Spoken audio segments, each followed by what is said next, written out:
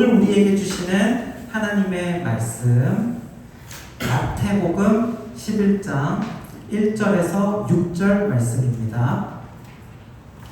마태복음 11장 1절에서 6절 말씀입니다.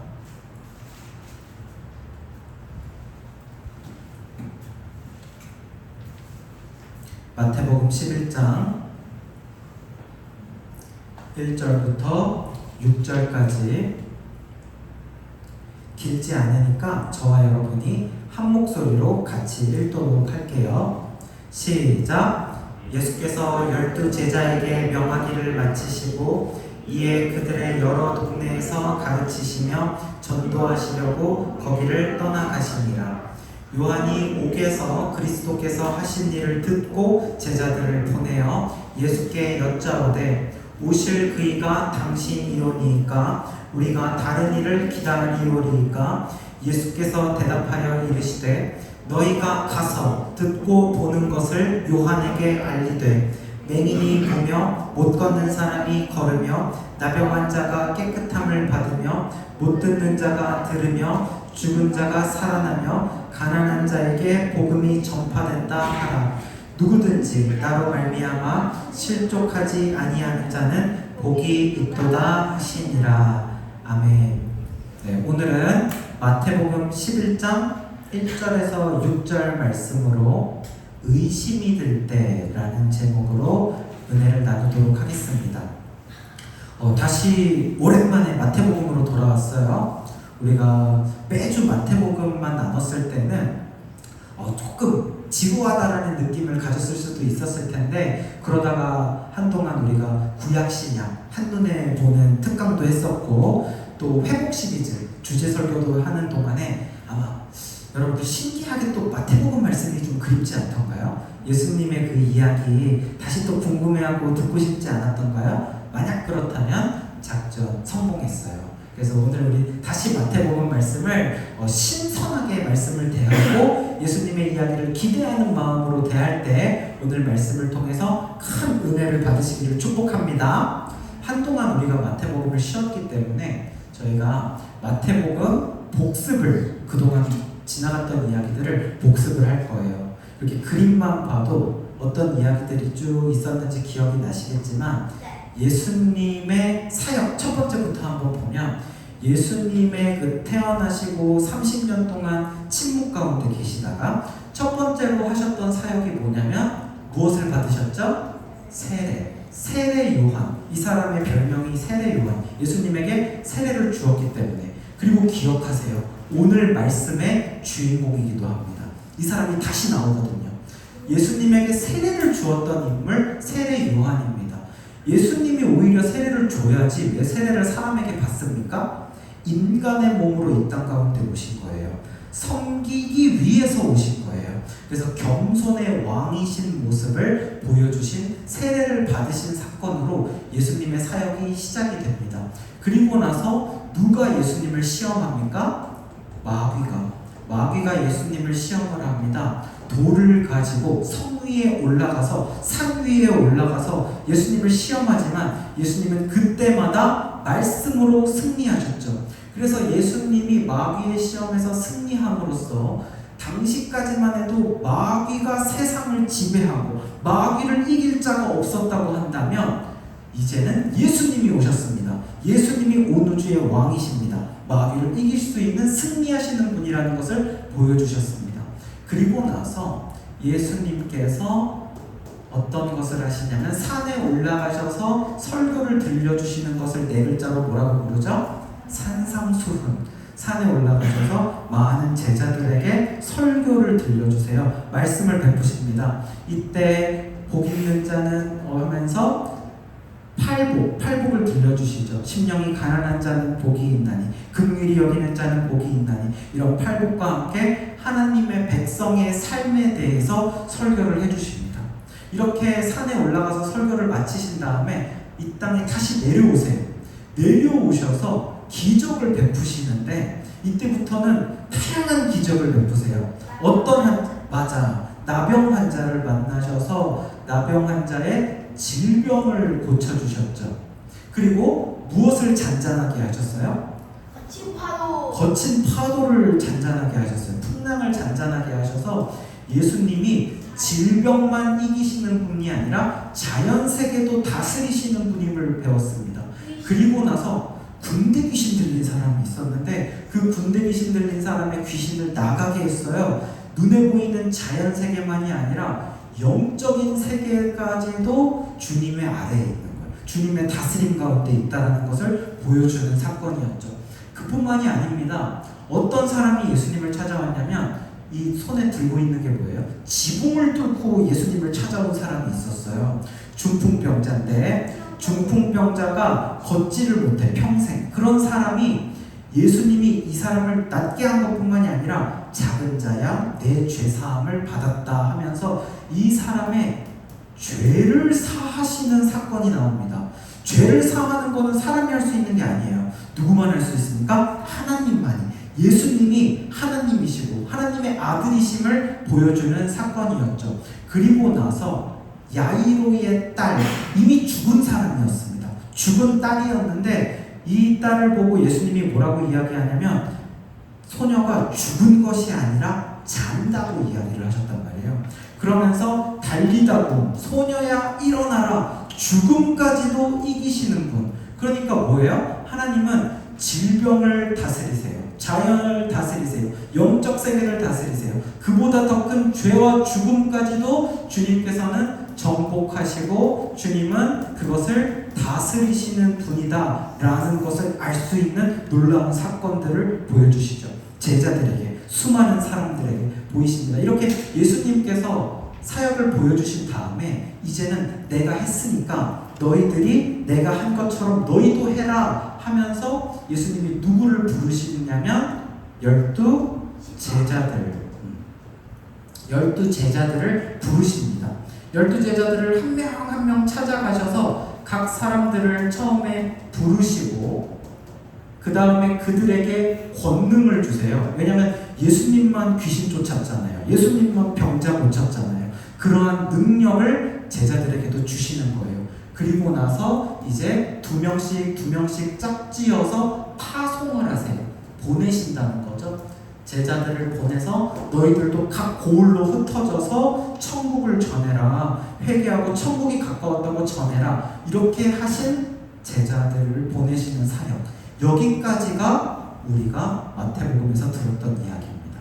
그리고 나서 예수님의 사역이 끝나지 않죠. 예수님은 또 계속해서 예수님의 사역을 하시거든요. 그래서 오늘 나오는 예수님의 사역, 어떤 사역들이 있는지 자 먼저 1절 말씀을 같이 한 목소리로 한 번 더 읽어보겠습니다. 예수께서 시작. 예수께서 12제자에게 명하기를 마치시고 이에 그들의 여러 동네에서 가르치시며 떠나가시니라. 아멘. 예수님이 12제자한테 명하는 것을 이제 끝내셨어요. 그리고 나서 어떻게 하셨냐면 그 동네를 어떻게 하셨대요? 떠나가셨대요. 그리고 떠나가신 이유가 있을 거 아니에요? 여러 동네에서 가르치시면서 전도하시려고. 예수님의 사역의 특징입니다. 예수님은 한 곳에 머무르는 것이 아니라 또 다른 곳을 가시고 또 다른 곳을 가시고 또 다른 곳을 가시고 계속해서 이렇게 이동을 하면서 사역을 하시는 것을 보게 돼요. 이것이 우리와 예수님의 엄청난 차이점이죠. 우리는 어떻습니까? 우리는 한 가지 일이 안정되기를 바라요. 그래서 일이 잘 되고 안정이 되어져서 그곳에 뿌리를 내리고 싶어 하죠. 그런데 예수님은 그렇게 하지 않으십니다. 예수님은 머물기를 원하지 않으시고 오히려 한 곳에 있으면 엄청나게 많은 사람들이 모여서 인기를 얻게 되고 환대를 받겠지만 그 자리를 또 떠나십니다. 떠나시고 새로운 사람들을 찾아가시는 거예요. 더 많은 사람들에게 복음을 전하시기 위하여서 새로운 동네, 현실의 편안함을 버린다라는 거죠. 복음 전파의 사명을 그 제자들을 보내신 것처럼 제자들을 보내고 본인은 가만히 있는 게 아니라 몸소 실천함으로 보여주시는 거죠. 계속해서 예수님도 돌아다니시면서 사역을 하시는 것을 볼 수가 있어요. 자, 그리고 나서 이제 오늘 이야기의 중요한 점, 예수님에게 독특한 일이 벌어져요. 아까 오늘 이야기의 주인공이 누구라고 했었어요? 세례 요한이라고 했죠. 이 세례 요한과 관련된 일이 갑자기 느닷없이 생기는데, 자, 2절 3절 같이 한번 읽어봅시다. 요한이 시작. 요한이 옥에서 그리스도께서 하신 일을 듣고 제자들을 보내어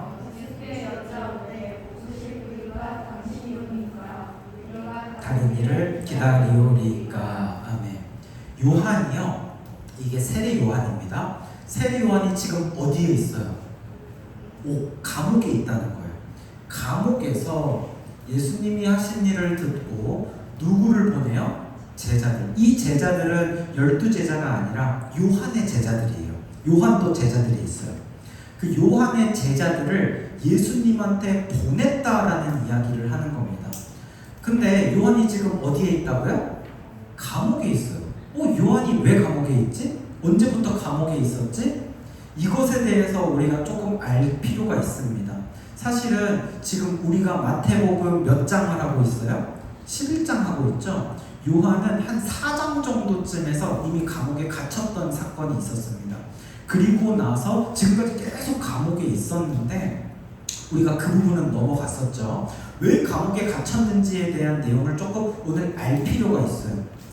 그 내용에 대해서는 14장에 가서 설명이 나와요. 그래서 이 부분을 제가 가져왔는데 같이 한번 읽어봅시다. 요한이 왜 감옥에 갇혔는지. 시작. 전에 헤롯이 그 동생 빌립의 아내 헤로디아의 일로 요한을 잡아 결박하여 옥에 가두었으니 이는 요한이 헤롯에게 말하되 당신이 그 여자를 차지한 것이 옳지 않다 하였음이라. 아멘.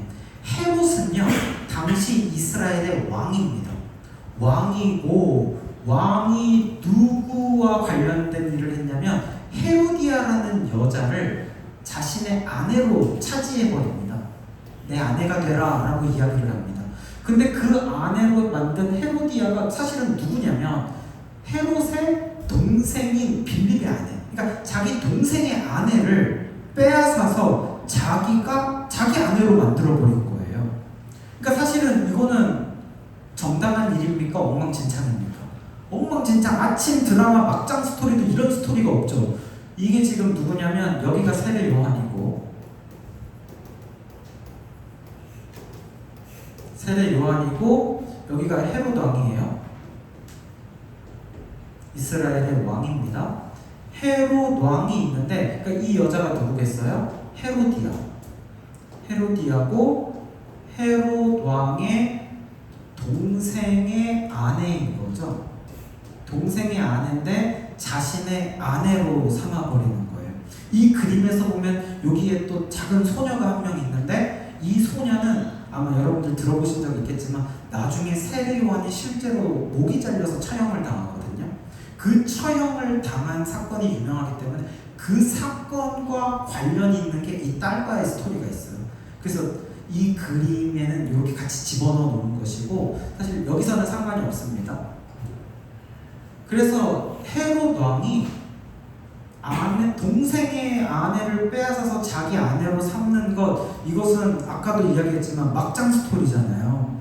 이게 오늘날에도 엉망진창이지만 당시에 이스라엘은 하나님의 율법을 철저하게 지키는 윤리적으로 철저한 민족입니다. 근데 그런 이스라엘의 대표인 왕이 이런 비윤리적이고 비도덕적인 행동을 당당하게 해버려 놓고 살고 있으면 이스라엘 사람들에게 굉장히 안 좋은 본이 되어지겠죠. 왕조차 이런 삶을 살아버리면. 그래서 이 일을 가지고 세례 요한이 당시에 이 시대의 거의 선지자라고 볼 수가 있어요. 그래서 가서 이 헤롯 왕을 찾아가서 이 일을 가지고 책망을 했습니다. 한마디로 혼을 냈다는 거죠. 누구를? 왕을 혼을 냈습니다. 그러니까 헤롯 왕이 어떻게 했습니까? 기분이 좋아야 나빠요? 나쁘지. 네가 뭔데 왕인 나에게 이래라 저래라. 사실 구약시대의 다윗 왕 같은 경우에 다윗 왕에게도 나단 선지자가 와서 당신이 뭐 밧세바를 빼앗은 일 뭐 이런 일에 대해서 꾸짖었을 때 다윗 왕은요, 기분 나빠 이게 있었겠지만 하나님 앞에 무릎 회개한단 말이에요. 다윗 왕은 그렇게 하나님의 말씀 앞에서는 꼼짝 못해요. 근데 헤롯 왕은 어떻게 하냐면 세례 요한을 죽이려고 했습니다. 너무 기분이 나쁘고 건방지니까 죽이려고 했지만 헤롯 왕의 그 부하들이 세례요한 죽이면 안 됩니다. 선지자이기 때문에 이렇게 죽이면 안 됩니다. 그래서 세례요한을 감옥에 집어넣은 거예요. 그렇게 감옥에 세례요한이 들어가고 나서 기약 없이 시간이 계속 흐르고 있었던 거죠. 언제 풀려나올지도 모르고. 이 헤롯 왕이라는 사람이요, 진짜 사악한 왕입니다. 여러분들 그 예수님을 십자가에 달리게 할 때 우리 사도신경에도 나오지만 중요한 역할을 한 사람이 누구예요? 본디오 빌라도. 빌라도에게 사람들이 찾아와서 예수님을 죽여야 합니다, 죽여야 합니다 막 그러니까 빌라도가 예수님이 뭐 죽을 죄까지 안 저질렀단 말이죠. 잘 모르겠으니까 헤롯 왕한테 예수님을 보내요. 이 두 사람이 무슨 관계냐면, 이 당신은 로마의 압제에 있을 때 여기는 그러니까 거의 뭐 꼭두각시 격의 왕을 하나 세워놓은 거고, 이스라엘 대표로. 여기는 로마에서 파견한 총독이에요.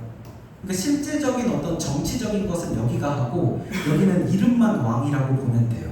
어쨌든 복잡하죠. 그래서 빌라도가 예수님을 헤롯왕한테 보냈더니 헤롯왕이 예수님을 보고 죄가 있는지 없는지 보라고 그랬잖아요. 근데 헤롯왕이 예수님이 하도 기적을 많이 베풀었다는 소문을 들어서 내 앞에서도 한번 기적을 보여줘봐, 신기한 거 해봐 이러면서 예수님을 조롱을 합니다. 그렇게 하다가 예수님이 아무것도 안 하니까 야 재미없다, 도로 빌라도한테 보내, 이래서 빌라도한테 또 갑니다. 그랬는데 빌라도는 그럼 자기한테 또 책임이 왔잖아요. 그 빌라도는 어떻게 해야 될지 모르겠으니까 너네들이 죽이라고 하고 나는 모르겠다, 너네들이 알아서 해라 이러고 손을 씻어버리는 거예요, 빌라도가. 그래서 예수님이 십자가에 달리거든요. 자, 그럼 헤롯왕 책임 있어요, 없어요? 있죠. 헤롯왕에게도 예수님이 죄가 없다고 할 수 있는 기회가 있었어요. 어쨌든 이 시대가 이렇게 악한 시대입니다. 예수님을 조롱하고 예수님을 희롱했던 자가 바로 이 헤롯 왕이었고, 하나님의 말씀이 임했음에도 불구하고 그것에 대하여서 죽이려고 했고 감옥에 세례요한을 가둔 자 헤롯 왕, 이런 자가 왕으로 있었으니 이 예수님의 시대가 얼마나 암울하고 소망 없고 희망 없고 어두운 시대였다는 것을 알 수가 있죠. 자, 그런데 오늘 이렇게 세례요한이 감옥에 갇혀있는 채로 얼마 정도 시간이 흘렀어요. 시간이 흐르고 여기가 이제 세례요한 감옥에 갇혔죠. 헤롯 왕한테 책망을 한 죄로.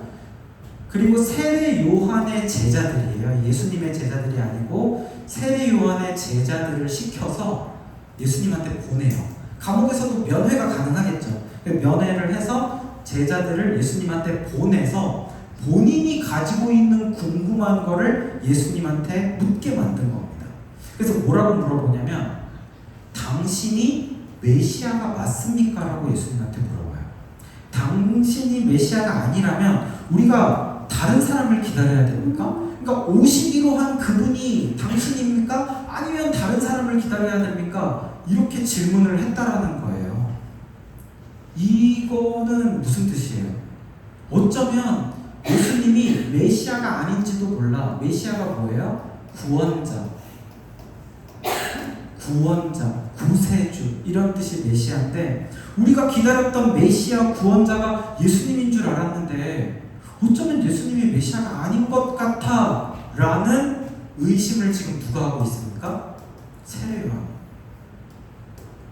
세례요한 안에 예수님에 대한 의심의 싹이 피어나고 있다는 거예요.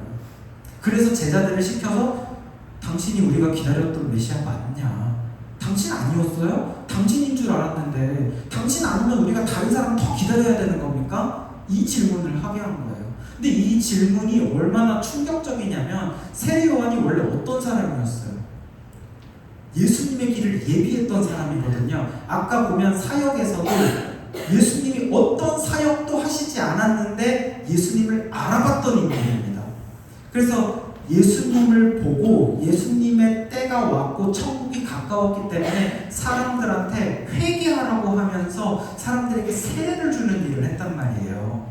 그러면서 예수님을 가리켜서 보라 세상 죄를 지고 가는 하나님의 어린 양이로다 하면서 예수님이 누군지, 정확하게 간파했던 인물이 세례 요한입니다. 그러니까 세례 요한만큼이나 당시대에 하나님의 영에 충만했던 사람은 없었다고 봐도 돼요. 그랬던 세례 요한 왜 이렇게 됐습니까? 그렇게 하나님의 영에 충만해서 예수님이 메시아인 거를 정확히 알아봤던 사람이 지금은 근데 예수님 메시아 아닐 수도 있을 것 같은데 예수님 맞는지 아닌지 니네들 가서 한번 물어봐봐. 이렇게 말한 거예요. 의심의 싹이 트기 시작했어요. 이 세례 요한 안에 의심의 싹이, 이 안에 마음의 믿음의 갈등이 점점 커져가고 있는 것을 보게 되죠. 사랑하는 여러분, 그 위대했던 하나님 영에 충만했던 세례 요한이 이렇게 의심을 한다면 우리같이 지극히 평범한 사람은 어떨까요? 우리도 살면서 하나님에 대해서, 예수님에 대해서 의심을 한두 번 당연히 할 수밖에 없다라는 거죠. 우리는요, 어느 누구를 할지라도 집사든 권사든 장로든 목사를 할지라도 누구든지 삶을 살다 보면은요, 예수님에 대해서 의심하고 깊은 의심의 웅덩이에 빠져버릴 때가 있는 거예요. 겉으로는 예수님 다 잘 믿는 것 같거든요. 근데 속으로는 내가 믿는 게 잘 믿는 거 맞나? 내가 지금 뭔가 기도 응답을 기다리고 있는데 이거 지금 제대로 하고 있는 거 맞나? 제대로 믿는 거 맞아? 라는 의심을 우리들은 당연히 할 수 있다는 거예요. 세례 요한조차 했으니까. 아무런 의심 없이 무조건적으로 잘 믿다가 천국 가는 사람은 이 세상에 아무도 없어요. 누구나 의심이 찾아옵니다. 자, 그러면 의심이라는 것이 우리에게 어떻게 찾아오고 의심이 무엇인지를 제가 그림을 통해서 설명을 한번 드려볼게요. 우리가 하나님을 바라보고 말씀을 바라보면서 우리가 이 신앙의 길을 갑니다. 신앙의 길을 가는데 그것은 무엇으로 봅니까? 믿음의 눈으로 봐요. 믿음의 눈으로 하나님을 보는 겁니다. 영적인 눈으로 말씀을 바라보면서 나아가는 거예요. 그렇게 묵묵히 우리가 신앙의 길을 지금도 걸어가고 있죠. 보이지 않는 길을 바라보면서. 그런데 이렇게 가는데 어느 날 어떤 일이 생기냐면 사탄이 이 믿음의 길에 무엇을 뿌려놓냐면 안개를 뿌려놓는 겁니다. 이 안개를 뿌려놔요. 이 안개가 바로 무엇이냐면 의심입니다. 여러분, 운전하다가 안개가 꽉 찬 도로에서 운전해 보신 적 있어요? 그러면은요, 길이 잘 보이지가 않습니다. 앞이 잘 보이지가 않고 굉장히 희미해져가지고 길이 보였다 안 보였다, 앞에 가던 차들도 희미해져가지고 잘 안 보여요. 이 가고 있는 길이 맞는지 안 맞는지 확신이 잘 서지가 않습니다. 믿음이 흔들리기 시작하는 거예요.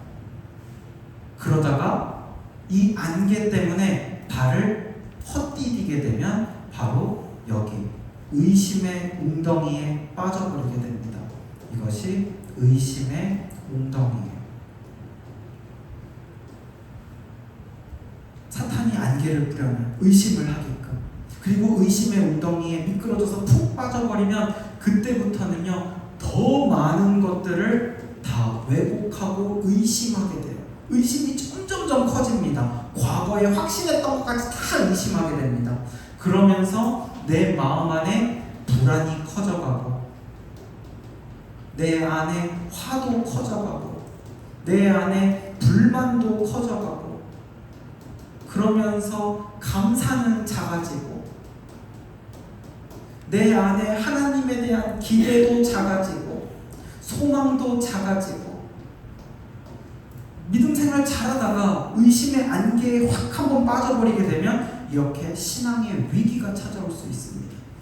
믿음의 침체기가 올 수 있게 된다는 거예요. 그래서 여러분, 이 의심은 사탄이 가장 잘 사용하는 주 무기가 의심이에요. 메인 무기입니다.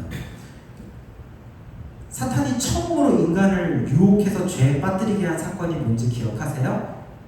자, 이게 뭐예요? 소망아, 이게 뭐지?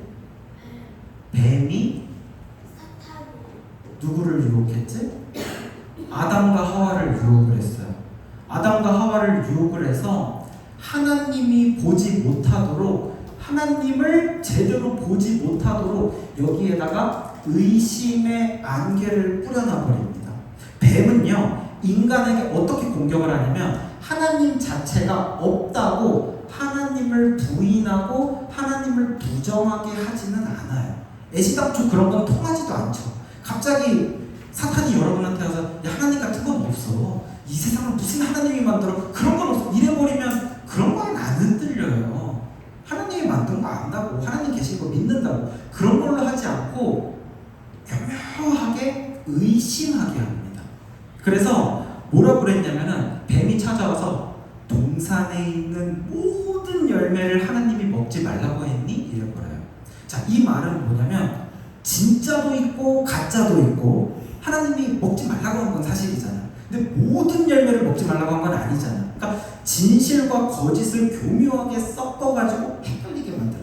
그래서 하나님을 잘 안 보이게, 이 안개 때문에 하나님이 희미하게 보이게 만드는 거예요. 하나님이 희미하게 보여. 하나님이 잘 안 보여. 그래서 거짓과 진짜를 섞어서 이상한 하나님을 만들어버리고 하나님에 대해서 점점 의심하게 만듭니다. 그렇게 했더니 이 아담과 하와는 이곳에 이제 횟가닥 넘어가 버려서 의심의 웅덩이에 빠져버려서 뭐라고 이야기를 하게 되냐면, 하나님을 선악과 먹지 말라고 그랬는데 선악과를 만지지도 말라고 했어 라고 하면서 만지지도 말라고 한 하나님으로 만들어버리고, 그 다음에 먹으면 죽는다고 했죠. 근데 먹으면 죽을지도 모른다고 했어. 이렇게 말씀을 자꾸 왜곡을 하죠. 점점 하나님이 제대로 안 보이고 하나님의 말씀이 제대로 안 보이게 만드는 거예요. 하나님이 제대로 안 보이고 말씀이 제대로 안 보이고 급기야 나중에 웅덩이에 푹 빠져 있으니까 뱀이 뭐라고까지 얘기해요? 너 그 선악과 먹으면 하나님처럼 된다. 완전 거짓말을 해버리죠. 그렇게 하면서 어떻게 해요? 하나님을 의심하게 하는 거죠. 그렇구나, 하나님처럼 될까봐 먹지 말라고 한 거였구나, 이렇게 완전히 헷가닥 넘어가 버리게 하는 거. 여러분, 의심은요, 마귀가 이 태초에서부터 지금까지 가장 우리들에게 잘 사용하고 있는 주 무기라는 사실을 기억하셔야 돼요. 그래서 마귀는, 여러분들 신앙생활 잘하잖아요. 누굴 제일 먼저 의심하게 하는 줄 알아요? 목사를 의심하게 합니다. 그리고 이 교회, 서로 성도들, 서로 이 공동체를 제일 먼저 의심하게 합니다. 목사를 절대 의심해서는 안 돼라는 말을 하려는 게 아니라요, 목사도 인간이잖아요.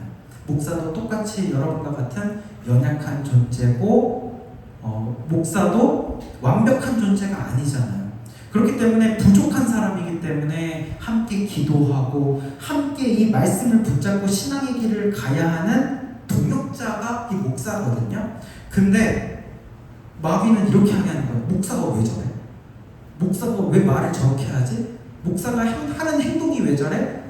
내가 기다려온 목사가 아닙니까? 우리가 다른 목사를 더 기다려야 합니까? 이렇게 만들게끔 해버리는 거예요. 의심을 확 집어넣어 버리는 거죠. 그럼 그 의심이 딱 들어오고 나면 그 다음부터는 어떻게 되는 줄 알아요? 푹 빠져가지고 목사가 하는 말마다 다 의심스러워. 하는 행동마다 다 이상하게 보여요. 왜곡이 되고 왜곡이 되어져서 점점 더 신뢰를 못하게 해서 급기야 뭐하게 하려고?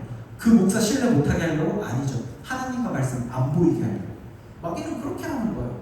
우리 성도들도요, 서로 성도님들, 서로 다른 집사님들 안에 마귀가 의심을 뿌린단 말이에요. 그래서 저 집사님 말을 왜 저렇게 하지? 저 집사님 좋은 사람인 줄 알았는데 안 되겠네? 내가 이 교회에 와가지고 이 집사님들을 참 좋은 사람이라고 생각했는데 당신이 좋은 집사가 아닙니까? 내가 다른 좋은 집사님을 더 기다려야 됩니까? 이렇게 만들게끔 의심을 자꾸 불어넣는단 말이에요. 내 안에 의심이 있는지 없는지 여러분들 무엇으로 알 수 있는지 아세요? 내 마음에 더 이상 감격의 눈물이 사라져 있을 때, 찬양을 부르는데 마음에서부터 찬양이 나오는 게 아니라 목에서만 찬양이 나올 때가 있어요. 기도를 하는데도 힘있게 기도가 안 돼요. 뜨거운 기도가 안 나올 때, 어쩌면 마귀가 뿌려놓은 의심의 안개에 내가 걸려버려서 사탄의 공격에 빠져있는 상태일 수도 있다는 거예요. 그래서 하나님을 안 믿는 게 아니에요. 하나님을 믿긴 믿거든요. 근데 완벽하게 믿지 못하고 있는 거죠. 내 마음에 믿음과 함께 불안함도 같이 갖고 있는 상태가 되도록 마귀가 만들어버린다는 거예요. 자, 그러면 그렇게 믿음이 좋았던 세례 요한, 왜 이 의심의 웅덩이에 빠져가지고 제자들까지 보내면서 예수님을 의심하는 지경까지 오게 되었을까? 두 가지 중요한 게 있습니다. 첫 번째는요, 환경의 악조건입니다. 이것이 우리도 의심에 빠지는 과정이 똑같기 때문에 이것을 한번 잘 보셔야 돼요. 인간은요, 굉장히 연약한 존재예요. 요즘 감옥도 생활하기가 힘들겠지만 예수님 시대의 감옥은 오죽했을까요? 얼마나 차디차고 습고 습기가 가득하고 어두컴컴한 방에서 먹을 거나 제대로 줬을지 모르겠습니다. 그리고 아마 극심한 고문까지 당했을 거라고 생각을 해요. 그렇게 하다 보면은 인간의 한계가 찾아오게 됩니다. 인간의 한계가 찾아오고 그 가운데서 좌절하게 되고, 그런 고난 가운데서 좌절과 절망을 겪게 되는 거예요. 인간이라고 하면 누구나 이런 육체적인 극한의 환경의 악조건을 겪게 되면 힘들어져요. 흔들리지 않았던 믿음도 흔들릴 수가 있습니다. 그리고 그 가운데에서 의심도 생길 수 있다는 거예요. 우리의 삶이 어려울 때, 내가 뜻하는 대로 되어지지 않을 때, 경제적으로 어려울 때, 내 건강이 힘들어질 때, 가족 가운데, 사업 가운데 어려움이 찾아왔을 때, 그때 마귀가 의심의 안개를 뿌리기가 가장 좋은 시기인 거죠. 자, 두 번째 중요한 이유가 있습니다. 이건 뭐냐면 1번보다 더 중요한 건데요, 내가 기대한 방식과 달랐을 때입니다. 세례요한이 의심을 품게 된 두 번째 이유는 예수님의 사역이요, 세례요한이 기대한 방식이랑 달라서예요. 자, 아까 읽었던 2절 말씀을 다시 보면은요, 요한이 옥에서 제자들을 예수님한테 보냈죠. 근데 그 보낸 이유가 여기 가운데 딱 있네요. 뭘 때문에 보냈대요? 그리스도께서 하신 일을 듣고, 예수님의 사역에 대해서 직접 본 거는 아니에요. 자기도 감옥에 있으니까 예수님이 어떤 사역을 하시는지 들은 거예요. 사람들을 통해서, 제자들을 통해서 아마 들었겠죠. 그렇게 듣고 나서 의심이 생긴 겁니다. 왜? 자신이 기대했던 방식이랑 달랐던 겁니다. 당시의 사람들은요, 세례요한뿐만이 아니라 이스라엘 백성들은 구약 성경에 나와 있는 이 메시아, 구세주, 구원자를 모두가 다 기다려왔어요. 다 기다려왔어요. 그게 예수님이냐 아니냐의 문제이지 기다려왔어요. 안타깝게도 지금 이스라엘에 살고 있는 2024년을 살고 있는 유대인들은 지금도 이 메시아를 기다리고 있어요. 왜냐? 예수님을 메시아로 인정 안 하니까. 그리고 이 시대에 살던 사람도 메시아를 기다렸단 말이에요. 그럼 이 사람들이 당면한 문제가 뭐였냐면 두 가지 큰 문제가 있는데, 첫 번째는 로마가 당시에 이스라엘을 지배하고 있었죠.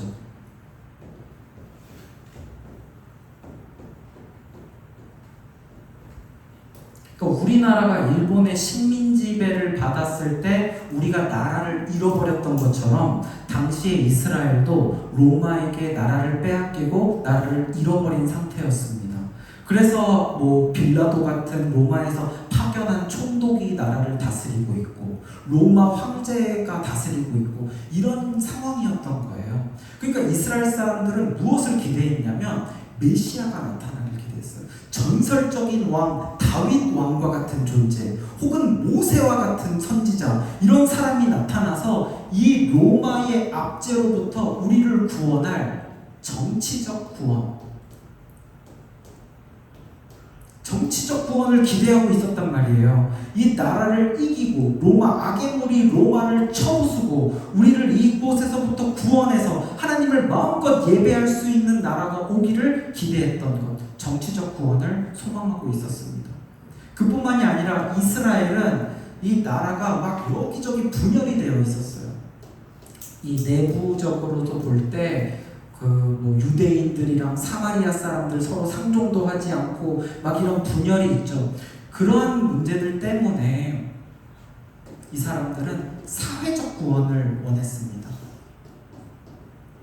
어떤 거냐면 서로 하나가 되기를 원하는 거예요. 통합되어져 있는 이스라엘이 아니었던 거죠. 이것도 그 전설적인 왕 다윗 왕이 해냈던 거였거든요. 다윗 왕은 여러 지파들을 하나로 모아서 한 나라로 만들고 하나님의 뜻에 합당한 나라, 평안한 나라, 국방력도 강하고 신앙도 강한 그런 다윗 왕 때의 나라, 그때가 오기를 원하고 있었던 거예요. 그리고 그것을 하나님이 보내주시는 메시아가 오면 이룰 것이라고 기대를 해서 정치적인 구원, 사회적인 구원을 원했고요. 또 로마에 계속해서 큰 세금을 매달 국민들이 다 바쳐야 될 거 아니에요. 그러니까 온 국민이 전체적으로 다 가난해.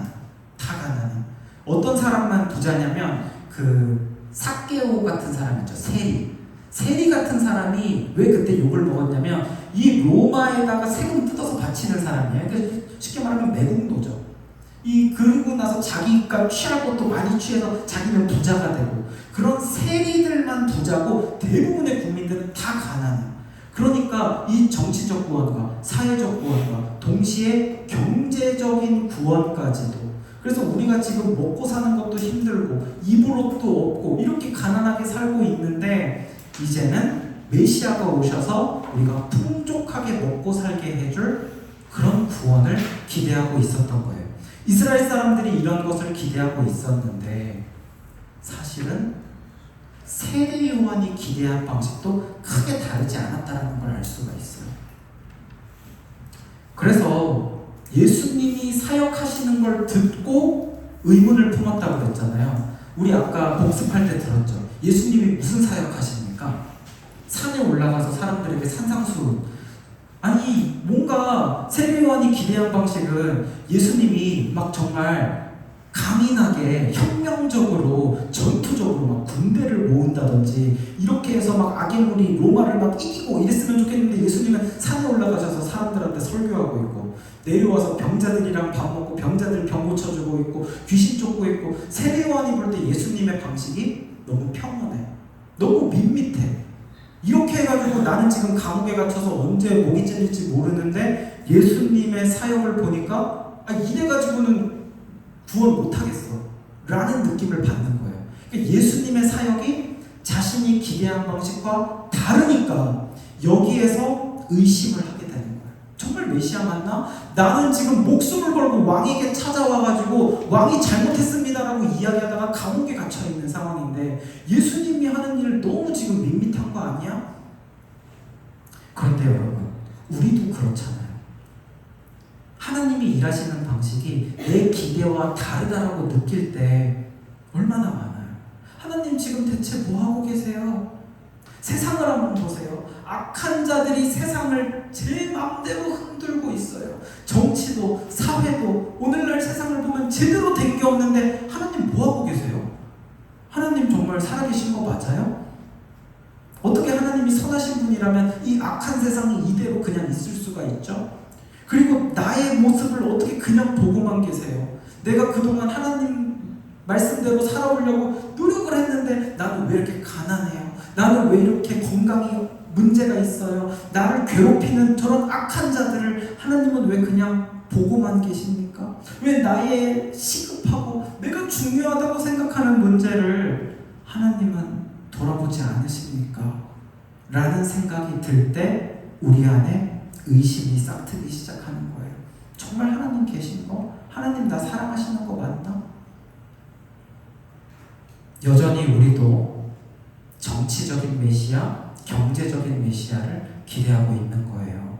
그리고서는 내가 기도하고 기대한 방식대로 하나님이 들어주시지 않으니까 하나님께 의심하고 하나님을 실망하고 하나님한테 상처받고 그러다가 신앙의 침체기에 빠져가지고 감격도 잃고 기쁨도 소망도 잃어버리는 우리의 모습이 지금 세례 요한의 모습이라는 거죠. 그래서 세례 요한은 자신의 기대에 못 미친 예수님에게 실망을 하고 의심을 하게 되어버린 거예요. 제자들을 보내서 우리가 다른 메시아, 다른 주님을 더 기다려야 되나요? 라고 하는 상황까지 오게 된 거죠. 자, 그렇게 했을 때, 자, 이제 거의 끝으로 가고 있어요. 자, 예수님의 반응, 그런 세례 요한의 의심에 대해서 예수님이 뭐라고 말씀하셨는지, 자, 4절, 5절 같이 읽겠습니다. 시작. 예수께서 대답하여 이르시되 맹인이 보며 못 걷는 사람이 걸으며 나병 자가 깨끗함을 받으며 못 듣는 자가 들으며 살아나며 가난한 자에게 복음이 전파된다 하라. 예수님은요, 당신이 메시아가 맞습니까? 라는 질문에 내가 메시아가 맞다 아니다로 딱 설명해 주지 않으세요.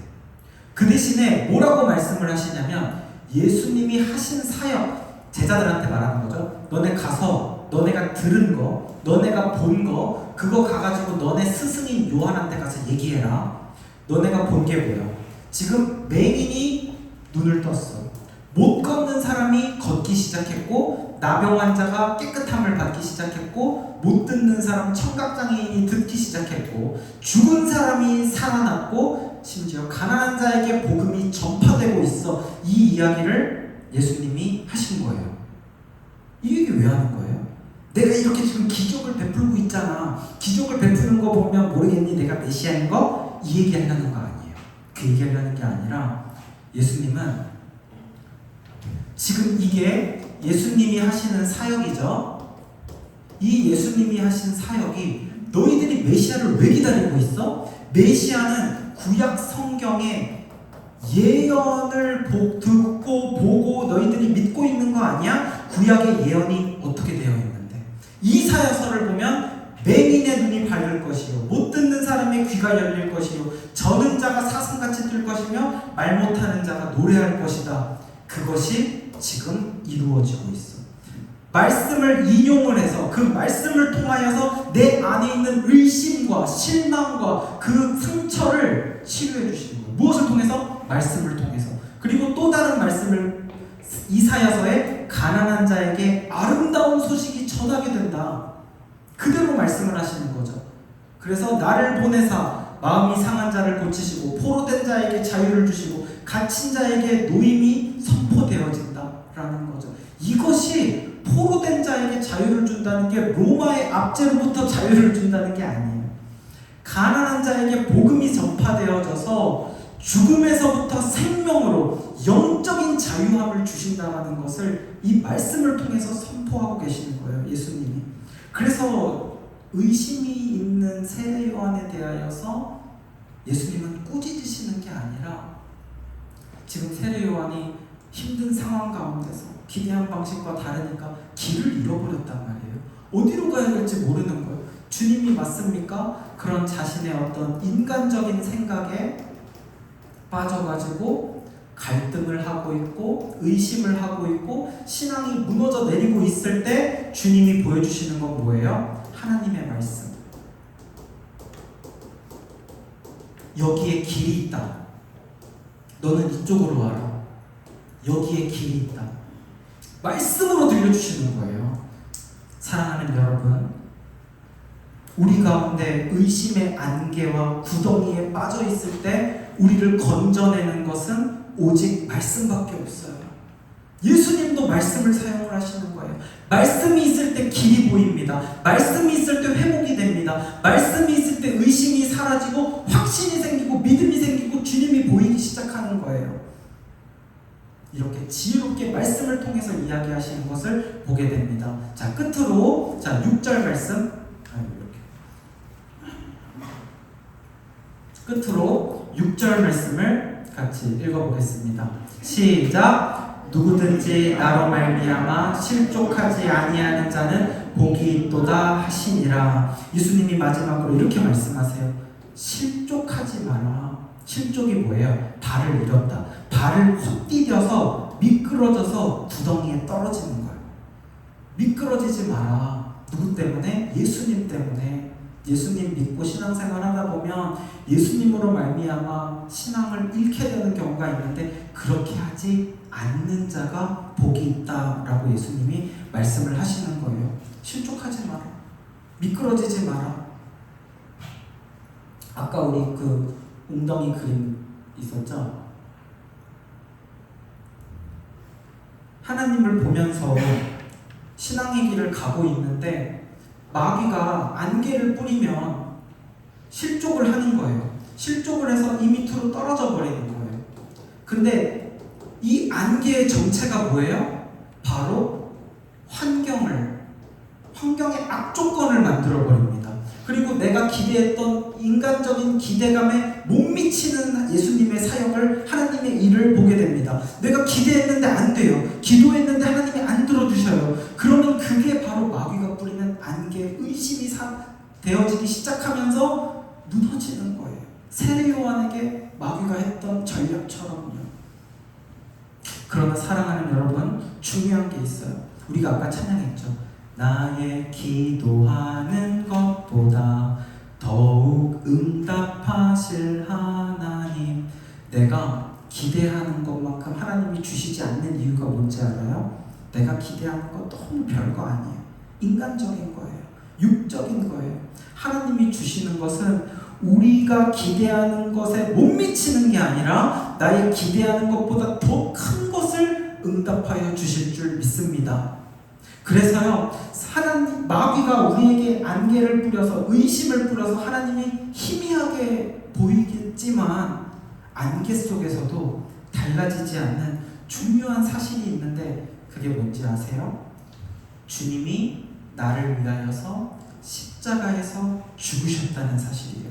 그래서 주님이 내가 기대한 정치적 메시아, 경제적 메시아는 아닐지 몰라도 주님은 무엇을 사하셨습니까? 죄를 사하신 죄사함의 메시아. 나를 죽은 자 가운데서 건지신, 죽음에서 생명으로 옮기신 구원의 메시아라는 사실은 변하지 않아요. 우리에게 다른 구원이 더 필요합니까? 우리에게 다른 메시아가 더 필요한가요?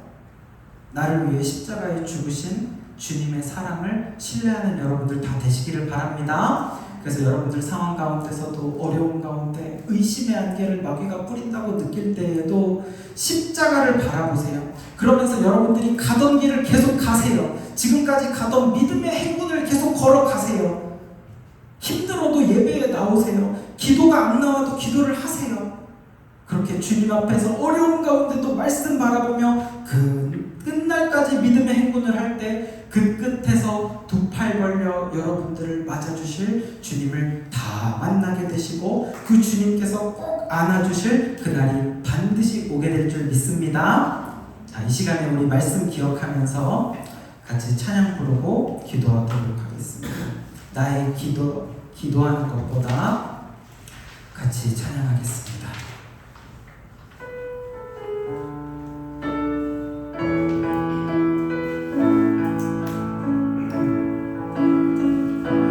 나의 기도하는 것보다 더욱 응답하실 하나님. 나의 생각하는 것보다 더욱 이루시는 하나님. 우리 가운데 역사하신 능력대로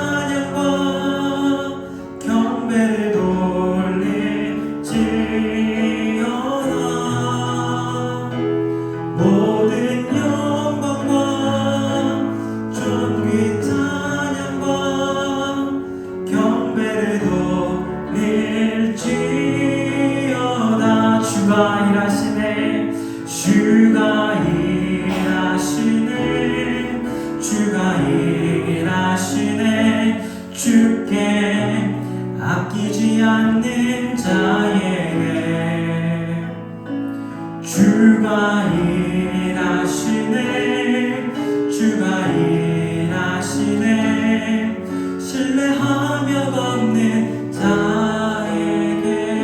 이 시간에 우리 말씀 기억하면서 기도합시다.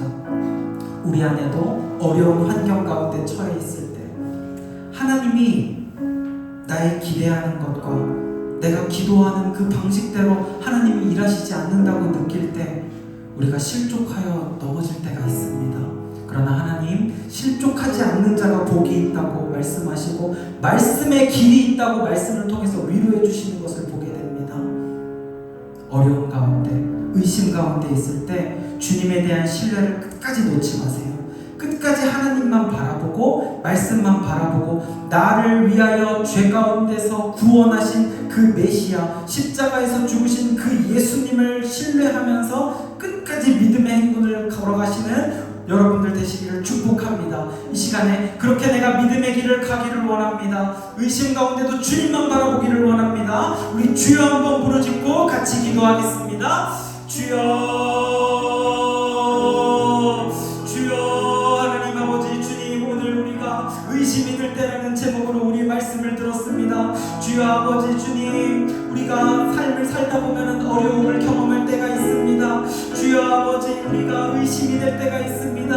나의 환경이, 나의 삶이, 나의 육체적으로 너무 극심한 고난 가운데 있을 때, 힘들 때에 주님 나의 믿음이 무너져 내리고 내가 의심을 할 때가 있습니다. 주여 아버지, 그럴 때마다 주님을 바라보게 하옵소서. 말씀을 놓지 않게 하여 주시옵소서. 주께서 나에게 지금까지 베푸신 은혜의 순간들을 기억하게 하여 주시옵소서. 주여 또한 아버지, 주님께서 내가 기대한 방식대로, 내가 기도한 대로 일하지 않으신다고 느낄 때 주여 아버지, 또한 우리는 그 가운데에서 나의 인간적인 생각에 빠져서 절망하게 되고 좌절하게 되고 주님께 실망하게 될 때가 얼마나 많은지 모릅니다. 주여 아버지, 그러할지라도 주여 죄 사하신 메시아, 나를 위하여 십자가에 죽으신 메시아, 그 메시아를 바라보며 나의 기대보다 더 큰 것을 응답하고 이루신 하나님을 바라보며 신뢰하며 믿음의 길을 걸어가는 우리 모두가 다 되게 하여 주시옵소서.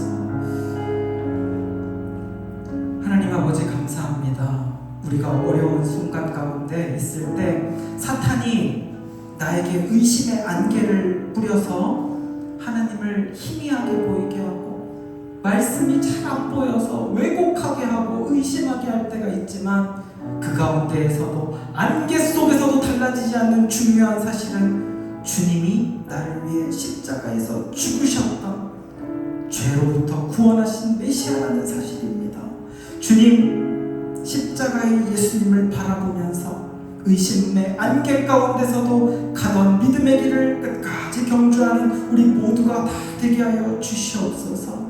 하나님은 나의 기도의 수준이 아니라 그것보다 더 큰 것을 응답하고 이루시는 분임을 믿으며 그 하나님을 향하여 소망을 가지고 끝까지 행군하는 우리 모두가 다 되게 하여 주시옵소서. 감사를 드리며 이 모든 말씀 예수님의 이름으로 기도합니다. 아멘. 이제는 예수 그리스도의 은혜와 하나님 아버지의 사랑과 성령님의 교통하심이 의심의 안개 가운데서도 십자가를 바라보며 끝까지 믿음의 행군을 걸어가기를 결단하고 소망하는 예배자들의 머리 위에 영원토록 함께 있을지어다. 아멘.